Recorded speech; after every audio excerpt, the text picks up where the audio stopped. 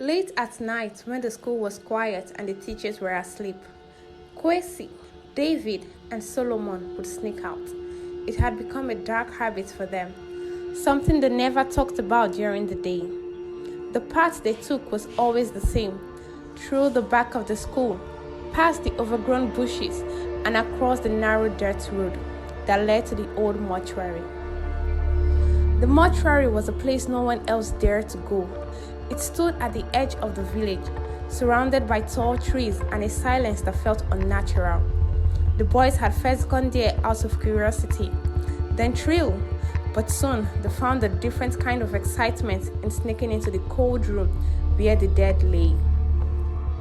At first, they were nervous, but as the nights passed, they became more daring. They would find the bodies, and in the darkness, they would do things that made their skin crawl during the day. None of them spoke about what they did afterward. It was their dirty secret, one that bound them together in shame and excitement. They thought no one would ever know. One night, as they approached the mortuary, something felt different. The air was colder, and the trees seemed to whisper. Kwesi was the first to notice the door to the mortuary was slightly ajar. His heart skipped a beat. Did someone come here before us? David whispered, his voice trembling slightly.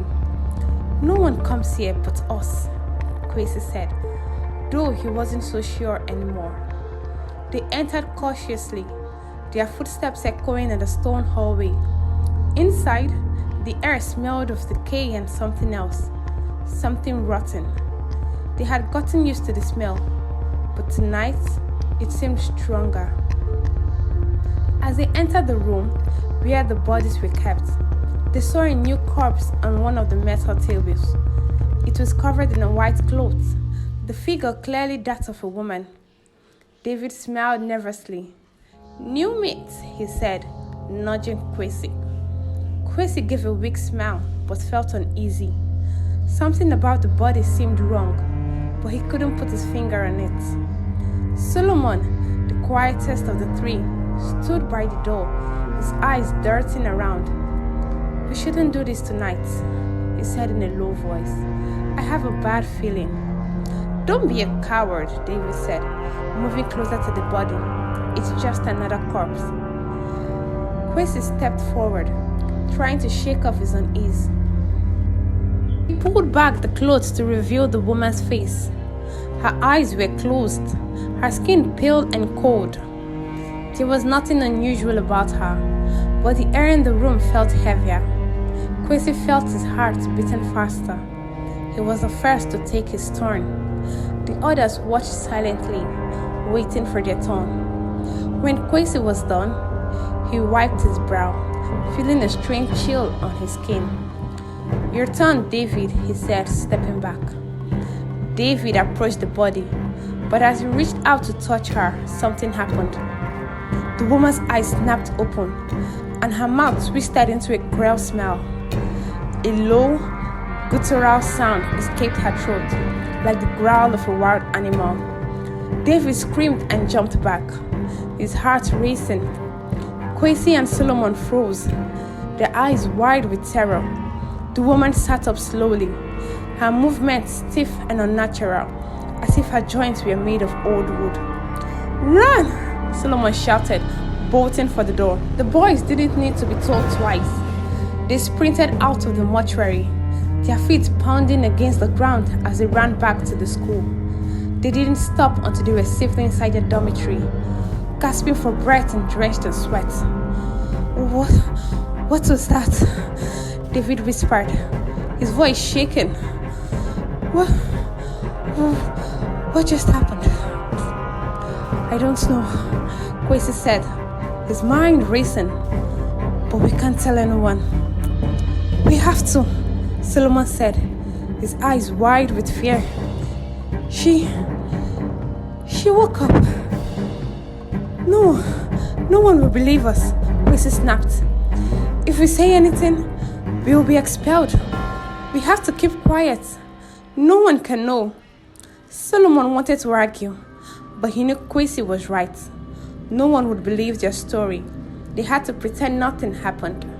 The next morning, the school was buzzing with strange news. One of the students had died in his sleep.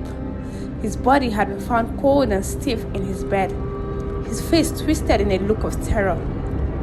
The teachers were baffled, and the students were terrified. Kwesi, David, and Solomon exchanged nervous glances, but said nothing. They tried to go about their day as if everything was normal, but deep down, they knew something terrible was happening. Over the next few days, more students died. Each morning, another body was found, lifeless and cold, with no sign of what had caused their deaths.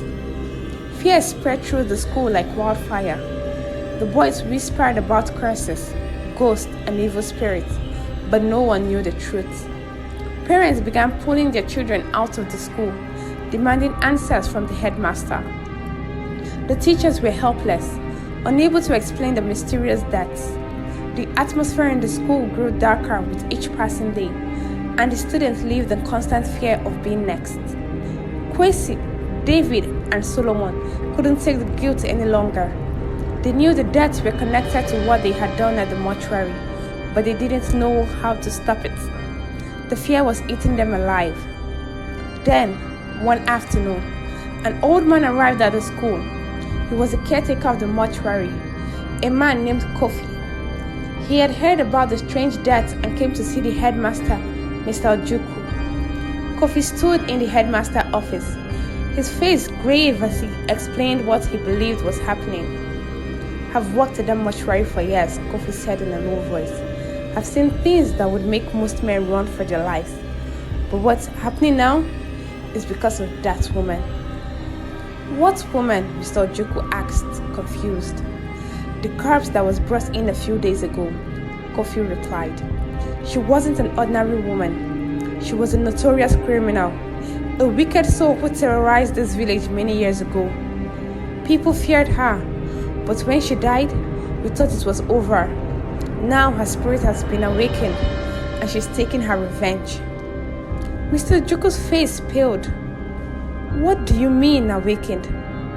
"Someone disturbed her body," Kofi said, his eyes narrowing. "Someone did something terrible, and now her spirit won't rest until she has her revenge. The deaths at the school, they are her doing." Mr. Juku felt a chill run down his spine. "But how do we stop it?" "You must find the boys who did this," Kofi said. "They must confess, and then they must go into the forest to find her body. It's no longer in the mortuary. Her spirit has taken it to a place deep in the woods, guarded by a demon snake. If they don't find it and put it to rest, the deaths will continue." The headmaster's mind raced. He couldn't believe what he was hearing, but he had no other explanation for the strange events at the school. He had to find the boys responsible. After days of investigation, the truth finally came out. Kwesi, David, and Solomon were brought before the headmaster. Their faces pale with fear. They confessed everything, sneaking into the mortuary, disturbing the bodies, and the terrifying nights when the woman's corpse woke up. Mr. Ojukwu stared at them in disbelief, unable to comprehend the depth of their actions. "You must fix this," the headmaster said sternly. "You brought this curse upon the school, and now you must be the ones to stop it. You will go into the forest, find the woman's body, and end this nightmare." The boys had no choice. They had brought this upon themselves, and now they had to face the consequences. Kofi gave them directions to the forest, warning them of the dangers that lay ahead. The forest was ancient, filled with spirits and creatures that roamed the night. The boys knew they would be walking into the unknown, but they had no choice. As they ventured into the forest, the atmosphere grew more sinister. The trees seemed to close in around them, and strange noises echoed through the darkness. Shadows moved at the corners of their vision, and the air was thick with the smell of damp earth and decay. Kwesi, David, and Solomon walked in silence, their hearts pounding in the chest. Every snap of a twig made them jump, and every gust of wind felt like a whisper from the dead. The deeper they went, the more they felt they were being watched.